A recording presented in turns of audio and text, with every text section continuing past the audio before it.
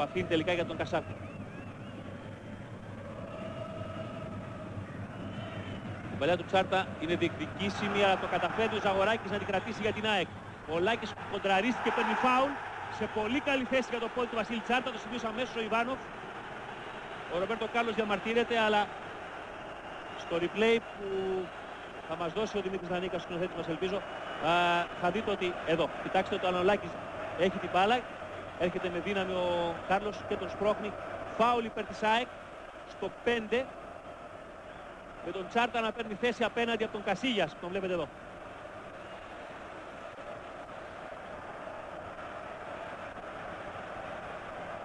Είναι και ο Πέτκοφ εκεί που επίσης έχει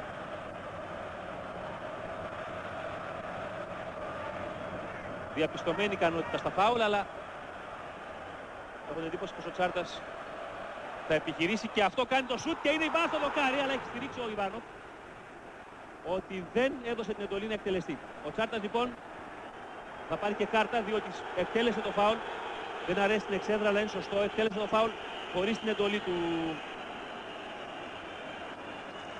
ηλικίας 41 ετών διαιτητή από τη Μόσχα, καθηγητή σωματικής αγωγής.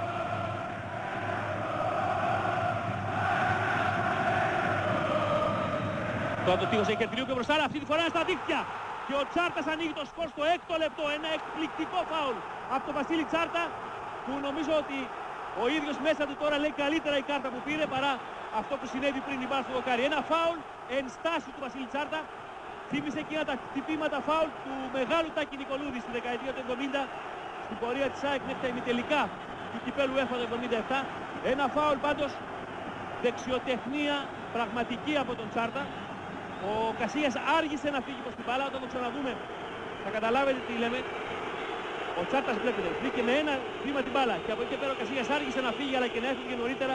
Έχω την εντύπωση δεν μπορούσε να κάνει τίποτα. Η ΑΕΚ στο 6 είναι μπροστά στο σκορ με 1-0.